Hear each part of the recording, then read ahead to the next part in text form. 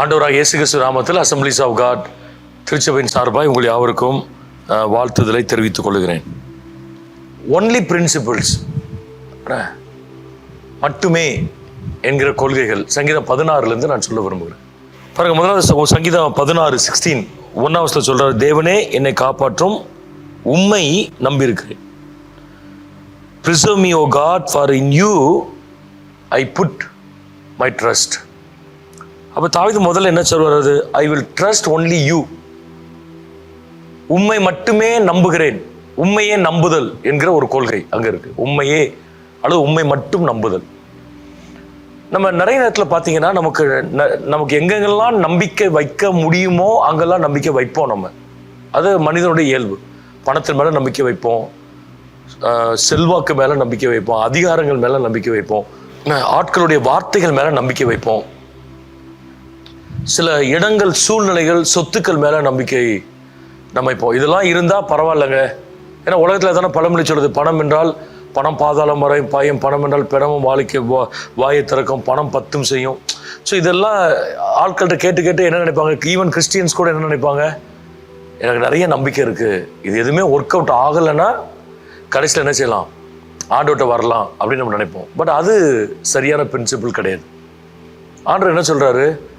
உனக்கு work out ஆகுதோ இல்லையோ என்னை மட்டும்தான் நீ நம்பணும். என்ன? You must trust me only. அதான் ஒன்லி பிரின்சிபிள்ஸை முதலாவது என்னது? Trust only God. அவரை மட்டும் நம்புதல். அவரையும் நம்புதல் இல்லை, அவரை மட்டும் நம்புதல். நீங்கள் அவரை மட்டும் நம்பி பாருங்க, அவர் கைவிட மாட்டார். அவர்கள் அவரை நோக்கி பார்த்து பிரகாசம் அடைந்தார்கள், அவர்கள் முகங்களோ வெட்கப்படவில்லை. உம்மை உறுதியாய் பற்றி கொண்ட மனதை உடையவன் உண்மையே நம்பி இருக்கிறபடினால் நீர் அவனை பூர்ண சமாதானத்துடன் என்ன செய்வேன்? காத்துக்கொள்ளு. ஸோ அதனால கர்த்தரை மட்டும் நம்புங்க. இருக்கிற நிறைய நம்பிக்கைகள் இது எல்லாவற்றையும் தகர்த்து விட்டு அழித்து விட்டு ஆண்டவரை மட்டும் நம்புவேன் அப்படின்னு சொல்லுங்க. கர்த்தர் நமக்கு ஒரு பெரிய ஆசீர்வாதத்தை தருவார். 2ஆம் வசனம் பாருங்க, என் நெஞ்சமே நீ கர்த்தரை நோக்கி தேவரீர் என் ஆண்டவராக இருக்கிறீர், என் செல்வம் உமக்கு வேண்டியதாயிராமல் பூமியில் உள்ள பரிசுத்தவான்களுக்கும் நான் என் முழு பிரியத்தையும் வைத்திருக்கிற ஆத்மாக்களுக்கும் வேண்டியதாக இருக்கிறது. இங்கிலீஷ்ல இன்னும் கொஞ்சம் கிளியரா இருக்கு. Oh my soul, you have said to me, you have said to the Lord, you are my God, my goodness is nothing apart from you. My goodness is nothing apart from you. அதாவது நீர் இல்லாமல் எனக்கு நன்மை இல்லை, அதான் சொல்ல வராது. என் செல்வம் உமக்கு வேண்டியதாயிராமல். அது தமிழில் நம்ம எப்படி வழங்குறோன்னு தெரில. ஆங்கில வேதாமத்தில் சொல்லப்பட்ட வார்த்தை ரொம்ப கிளியராக கம்யூனிகேட் பண்ணுது. நீர் இல்லாமல், my goodness is nothing apart from you. அது நீர் இல்லாமல் எனக்கு என்ன நன்மை இருந்தாலும் ஒன்றுமே இல்லை ஆண்டவரே. அப்போ என்ன பிரின்சிபல் அவர் சொல்கிறாரு? I will receive goodness only from you. எல்லா நன்மைகளும் உம்மிடத்திலிருந்து மட்டும்தான் ஆண்டவரே நான் பெற்றுக்கொள்வேன். உம்மிடத்தில் இருந்து மட்டும் நன்மைகள் அப்படின்னு சொல்கிறார். ஏன்னா அவருக்கு அதிகாரம் இருந்தது, ஆளுகைகள் இருந்தது, ஆட்கள் இருந்தார்கள், பணம் இருந்தது, செல்வாக்கு இருந்தது. அவர் டெரிட்டரியில் என்னன்னாலும் அவர் பண்ணலாம். ஆனால் அவர் சொல்கிறார், ஆண்டவரே these things are nothing apart from you. நீர் இல்லைன்னா இதெல்லாம் ஒன்றுமே இல்லை ஆண்டவரே. நீர் இருக்கிறதா எனக்கு ப்ளஸ்ஸு. நீர் இருக்க போய் தான் இவ்வளோ எனக்கு என்ன செய்திருக்குது, வந்திருக்கிறது. அப்படின்னா என்ன அர்த்தம்? நீர் இல்லைன்னா இதெல்லாம் எனக்கு கிடையாது. அப்போ எனக்கு வர்ற எல்லா ஆசீர்வாதங்களும் உம்மிடத்திலிருந்து மட்டும்தான் வரும். பாருங்க, பைபிள் இன்னொரு இடத்துல வாசிக்கிறோம், விசுவாசத்தினால் வராத யாவும் பாவமே என்று சொல்லப்படுது. ஸோ நமக்கு வருகிற ஆசீர்வாதங்கள் எல்லாம் விசுவாசத்தில் வரணும், கர்த்தரிடத்திலிருந்து வரணும், ஜோம் பண்ணி வரணும். நமது ஆண்டவர்கிட்ட கேளுங்க, ஆண்டவரே நான் முயற்சி செய்து ஒன்று வாங்கலாம், ஒன்று அடையலாம், இல்லைன்னு சொல்லலை, ஆனால் அது எனக்கு ஆசீர்வாதமாக இருக்குமான்னு தெரியாது. நான் உண்மை நம்பி உம்மிடத்திலிருந்து ஒன்றை வாங்கணும் ஆண்டவரே அப்படின்னு சொல்லும்போது அது நம்முடைய வாழ்க்கைக்கு கடைசி வரை என்னதான் இருக்கும்? அது ஆசீர்வாதமானதாய் காணப்படும். So receive goodness only through God. ஆண்டவரத்திலிருந்து மட்டும் நீங்கள் ஆசீர்வாதத்தை வாங்கி என்ன செய்யுங்க, நீங்கள் பழகுங்க. குறுக்கு வழியில் ஆசீர்வாதம் ஒரு கிறிஸ்தவருக்கு வரக்கூடாது. கடுமையாய் முயற்சித்து ஒன்று வரக்கூடாது. சில பேர் போராடி ஒன்று வாங்குவாங்க, போராடி பதவிகள், சண்டை போட்டு பதவி, சண்டை போட்டு லேப், சொத்துக்கள், இப்படி இந்த பழக்கத்துக்கு ஒரு கிறிஸ்தவன் போகக்கூடாது. கிறிஸ்தவன் நம்பிக்கையாக ஆண்டவர்கிட்ட கேட்கும்போது கர்த்தர் நமக்கு ஒரு பெரிய காரியங்களை நிச்சயமாக என்ன செய்வார்? ஆண்டவர் அவர் செய்வார். 3வது வசனத்தில் நீங்கள் பாருங்கள், பூமியில் உள்ள பரிசுத்தவான்களுக்கும் நான் என் முழு பிரியத்தையும் வைத்திருக்கிற மகாத்மாக்களுக்கும் அது வேண்டியதா இருக்கிறது. As far as the saints who are on the earth, they are the excellent one in whom is all my delight. மூணாவது ஒரு பிரின்சிபல் என்ன சொல்லுவாரு? I have fellowship only with the saints.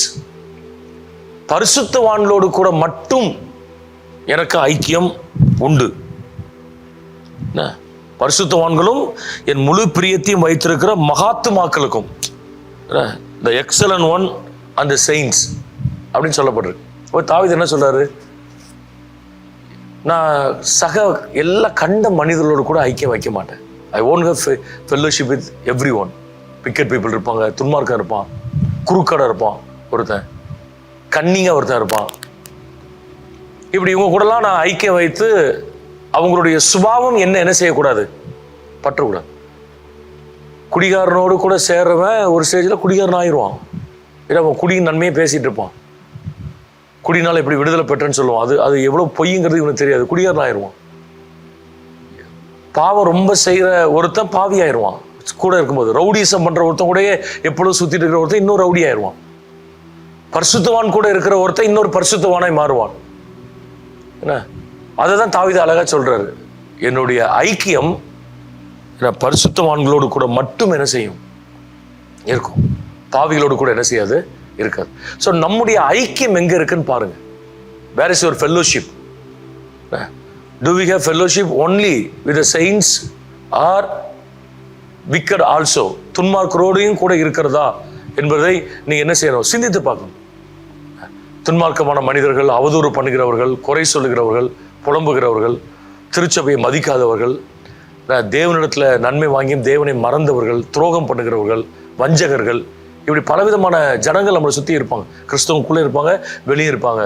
So இவங்க கூட தான் ஐக்கியம் வச்சிருக்கிறோமா, இல்லை நம்ம பரிசுத்தவான்களோடு கூட மட்டும் தான் ஐக்கியம் வைத்திருக்கிறோமா என்று நம்ம என்ன செய்ய வேண்டும்? சிந்திக்க வேண்டும். நாலாவது அவர் சொல்றாரு, 4ஆம் வசனம் பாருங்க. அந்நிய தேவனை நாடி பின்பற்றுகிறவர்களுக்கு வேதனைகள் பெருகும். அவர்கள் செலுத்துகிற இரத்த பான பலிகளை நான் செலுத்த மாட்டேன். அவர்கள் நாமங்களை என் உதடுகளினால் உச்சரிக்கவும் மாட்டேன். The sorrow shall be multiplied who hasten offer another god.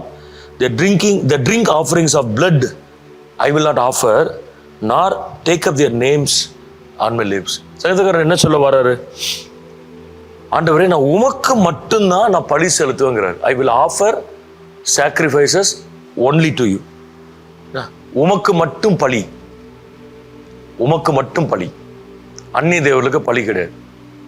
ஒரு ராஜா அல்லது ஒரு அந்த ராஜாவா அபிஷேகம் பண்ணப்பட்ட ஒரு மனுஷன் எடுக்கிற ஸ்டாண்டை பாருங்க. நான் காம்ப்ரமைஸ் பண்ண வழி இல்லை, நான் எல்லாரையும் அட்ஜஸ்ட் பண்ணி தான் போனோம், நான் பொதுவான ஆளு, அவர் சொல்லவே இல்லை. அவர் தைரியமா சொல்றாரு, அன்று அந்நிய தேவர்களின் பெயர்களை கூட நான் என்ன செய்ய மாட்டேன், நான் சொல்ல மாட்டேன். ஒருவேளை தேசத்துல ஜனங்கள் இருக்கலாம், வணங்குகள் இருக்கலாம், பண்டிகை கொண்டாடலாம், ஐ டோன்ட் மைண்ட், அவங்கள நான் டிஸ்டர்ப் பண்ண மாட்டேன். பட் நான் உமக்கு மட்டும் தான் என்ன செய்வேன், நான் பலி செலுத்துவேன் அப்படின்னு அவர் சொல்றாரு. ஸோ இந்த பிரின்சிபல் நம்ம படிக்கணும். நம்ம ஒருவேளை நம்ம மற்ற தெய்வங்களுக்கு ஒருவேளை பலி செலுத்தாமல் இருக்கலாம், காணிக்கை கொடுக்காம இருக்கலாம். ஆனால் அந்த விக்கிரகங்களை வேறு ஏதோ ஒரு ஃபார்ம்ல நம்ம வாழ்க்கையில சுமந்து அவைகளுக்கு தீனி போட்டு அந்த விருப்பங்களை செய்கிற ஆட்களாக இருந்தாலும் அந்நிய தெய்வங்களுக்கு பலி செலுத்துறதை போலதான் அது என்ன செய்யப்படும், கருதப்படும். நான் பல தடவை எங்கள் சர்ச்சில் பிரசங்கம் பண்ணும்போது விக்கிரகம் என்னால் என்னங்கிறதுக்கு விளக்கம் கொடுத்துருக்குறேன். இயேசுவை வைக்க வேண்டிய இடத்தில் வேறு எதை வைத்தாலும் விக்கிரகம். இயேசுவுக்கு, ஆண்டவராக இயேசுவுக்கு கொடுக்க வேண்டிய நேரத்தை வேறக்கு எதற்கு கொடுத்தாலும் அது விக்கிரகம். ஆண்டவர் ஆசீர்வதித்ததிலிருந்து ஒரு பகுதியை எடுத்து அவருக்கு கொடுக்காமல் வேறு எதற்கோ செலவழிப்பது அது விக்கிரகம். ஆண்டவரை பிரதானப்படுத்தாமல் உறவுகளை பிரதானப்படுத்துகிறது அது விக்கிரகம். ஸோ அவர் என்ன சொல்றாரு, my offerings will go only to God only. என்னுடைய பலிகள் எல்லாம் கர்த்தருக்கு மட்டும்தான் என்ன செய்யும், போகும். 7ஆம் வசனம் பாருங்க.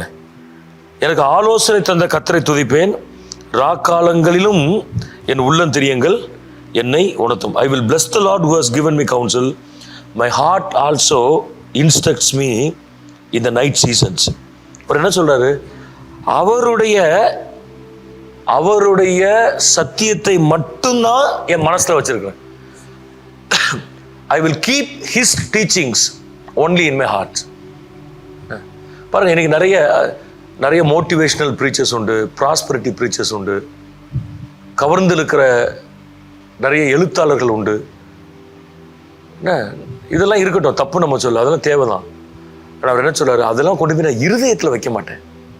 நான் இருதயத்தில் வைக்கிறது உம்முடைய சத்தியம் மட்டும்தான். I will keep only your teachings in my heart. என்ன அது ஈவன் இந்த நைட் சீசன் சொல்றாரு, இரவு கூட என்ன செய்யுமா, என் ராக்காலங்களிலும் என் உள்ளம் தெரியுங்கள் என்ன உணர்த்தும். அப்ப எந்த அளவுக்கு அவர் ஊறி போயிருப்பாருன்னு பாருங்க, எந்த அளவுக்கு ஊறி போயிருப்பார்.